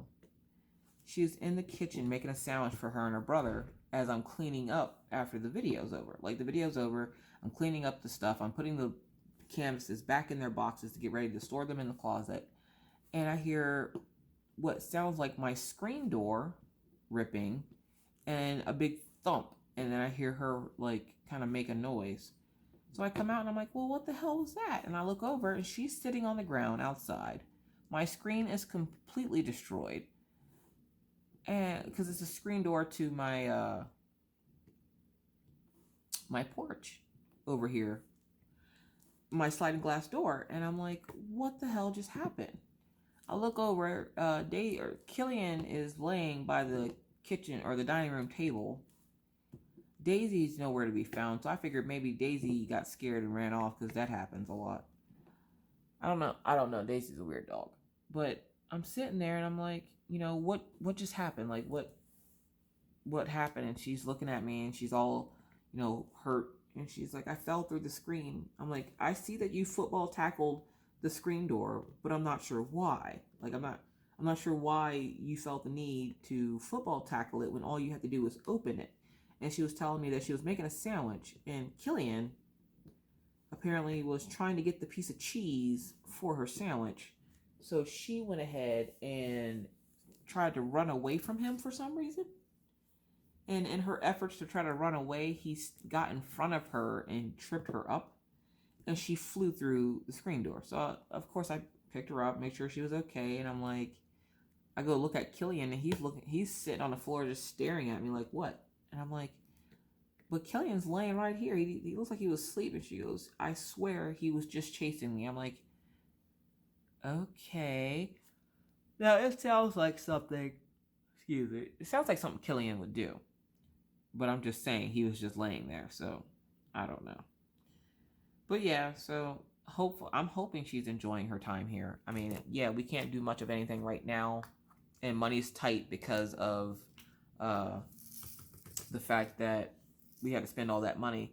But then I get a call from Delta Airlines the day after we get back, and they apologized again and said that they're going to have somebody else contact us the next day to reimburse us for all the money we spent. And I'm thinking, oh, okay, I'm going to submit my receipts and they'll pay us back. So I'm like trying to find all the receipts, and the lady was like, well, I'll give you some options here. I can either give you gift cards to Amazon, blah, blah, blah. And as soon as she said Amazon, I was like, deal, done. What did you got to do? Whatever. It is what it is. And she goes, I'm going to email you. And I was like, let's make sure you have the right email. So I make sure she has the right email. And they're apparently going to send over gift cards for each one of us to spend on Amazon for all the issues that we had. No, it doesn't make up for it, but I'm glad to see that they do have good customer service and they care about their customers. So that made me feel a little bit better. I was still irritated, but it's alright to have a chapped ass every once in a while, I guess. But, yeah, so now Mr. Coffee's back to work. They have him on light duty, which essentially is him sitting at a desk filing paperwork. And then it's just me and the kids home by ourselves. And I think today I'm going to clean up the house, wash all the bedding, spray the house down because the chiggers are real. And then I'm just going to go on about my day. But I wanted to at least get a whip and chat out there for you, a nice long one, so that you guys, you know, had something from me. Because I don't remember the last time I did a whip and chat, to be completely honest with you. So this is a nice long whip and chat. And I did get quite a bit done, as you can see. Like, well, maybe if I had a, you know, had you in frame that entire time. Why didn't y'all say I wasn't in frame? Y'all never be telling me nothing. Alright, so I got the outline and the black done on her. There we go. I got all the black in the outline. I'm going to start working on this bottom part here and then move my way up. I should be done with this in the next day or two. I'm trying to see if I can finish this before the new releases get here, because I was able to order the new releases. Mr. Coffee was very sweet, and he could tell I was stressed out about everything. And on top of being stressed out about flights and everything else, I was also stressed out because when I came back, it was immediately, I have to take care of everyone, everything, you know. I gotta do this, I gotta do that, I gotta do this, I gotta do that, I gotta do this, I gotta do that. And I'm taking care of the entire house by myself. And the first night we were home, I'm like, I'm too tired to cook. And I know Minna wanted nothing more than to have a home-cooked meal, but I'm like, I am so tired. I can't. So we ended up ordering Chinese food, which she was all right with that because she likes Chinese food. But I was like, I can't cook right now. I can't do it. So she was like, that's fine. I like Chinese food. So we had Chinese food for the first night. The second night we had pizza. And then I decided finally to get off my lazy butt and cook the next day. So we're finally getting into some kind of a schedule groove thing here. I'm hoping that we get to do something with her really soon. I haven't gotten a chance to sit her down and try to get her to diamond paint anything. I tried, and as you guys saw, if you follow me on Instagram, the couple of kits that she was interested in, the bag of 310s for the one kit was literally filled with grays instead of black. That irritated the piss out of me. And then the next kit has the legend on the actual drilling area of the kit, and that also irritated me. So I haven't gotten a chance to do anything with her yet, but I have a special project coming that I might not be able to start C Melody with her, but I might let her attempt to work on another project. I'm not sure yet. It just depends on how she feels, I guess. But yeah, the little ones are enjoying having her home, and they are wearing her out. That poor girl. Maggie just is so excited to have her sister home. Orion, he's just a boy, so he doesn't care. But Maggie is just like in awe that she has a big sister. Her big sister's home. She's all happy. She still has her little moments, as I like to call them. But she's been, like, Minna brought her dresses that used to be hers, like some hand-me-down dresses that Minna used to wear when she was Maggie's age. And Maggie's been wearing dresses every day. And I'm thinking, oh, that's incredibly cute, because Minna, for the longest time, when Minna was growing up, Minna would not wear dresses. And now that she's gotten older, she does wear dresses, and I'm loving the fact that she wears dresses. But now Maggie's like super duper into wearing dresses, and we had to go buy her princess shoes. And then diamond paint with a drag queen, or Unica, I believe that's how you say her name, Unica,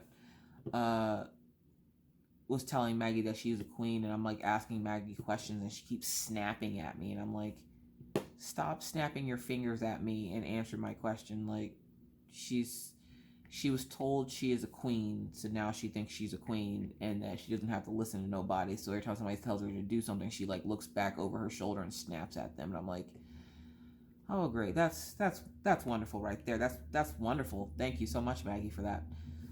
So yeah, so let's see, what do you guys have to look forward to this week?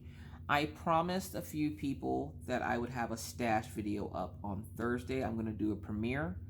So if you are interested to see what's in my stash, and believe me, there's more than just Diamond Art Clubs. There's mostly Diamond Art Clubs, I'm not going to lie. So if you're not a Diamond Art Club person, don't worry. There will be a disclaimer in there just for you. The beginning of the video will be my AliExpress and other random places canvases. And then I will have a disclaimer, and then I will show how many Diamond Art Clubs I actually have in my closet. So that'll be Thursday, which will be, I guess, the day after I put this up, because I'm not putting this up until Wednesday. It is currently Monday. I'm hoping to start the week off good and try to figure out and make plans for something to do for the kids this weekend. But I have to wait for Mr. Coffee to get home, obviously. And I probably should go clean up my room at this point because my mattress is still up against the window. So, yeah. But I think this is a good time to let you guys go. Hopefully you got a lot done during this whip and chat. I will be back to my live schedule on Fridays. I was going to quit lives, but Minna just enjoyed it so much. She got off live and she's like, I don't know how you do that and diamond paint. I'm like, it takes practice. She's like, there was like 200 people in there. I'm like, I know. And she's like, how do you do this? I'm like, I don't know. I get on, I jibber jabber about nothing, and people like to hear about my random happenings, so they come to listen and diamond paint with me, which is pretty cool. She's like, yeah, because you're famous. I'm like, I'm not famous. Whatever. That's her thing. That's her thing right now, is I'm famous, and it drives me nuts. I'm like, I'm not famous. A few people know my name. And I'm like, they don't even really know my real name. They just know me by Miss Coffee. And she's like, you have more than, I think she said, if you have more than 100 people, you're famous. I'm like, all my friends on YouTube have more than 100 people. But okay. So apparently we're all famous, for those of us who are YouTube creators with channels over 100 subscribers. So yeah, so I will not be changing my live schedule. I thought I was going to have to, but I'm not going to do that.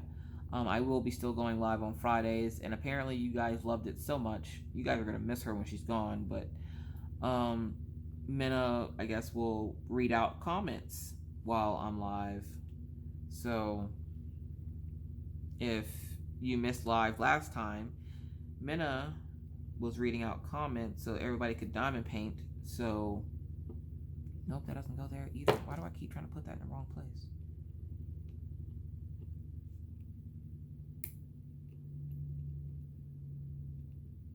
I wonder if anybody's ever stabbed into their canvas, like, with these Ever Moment tweezers. Where was I putting that anyways? I don't even see that symbol. I'm telling you, these canvases will make you think you are insane. You'll be seeing stuff, there it is. You'll be seeing stuff, thinking you see symbols and then you don't, or seeing symbols and then you go back to look for them when you get the diamond in your hand and you don't see them anymore. I swear. Alright, well, I'm going to stop rambling and let you guys go so that I can go do some of the stuff I need to go get done before the children wake up. So, thank you again so much for watching. If you're new to the channel, hello, I'm Miss Coffee. If you are new to the channel and like to subscribe, please feel free to hit the subscribe button and the bell to be notified anytime I randomly decide to put up a video. And believe me, it's random. With that said, I'm going to bid you adieu and do like I always do and remind you, be kind, be courteous, be cool. Bye guys.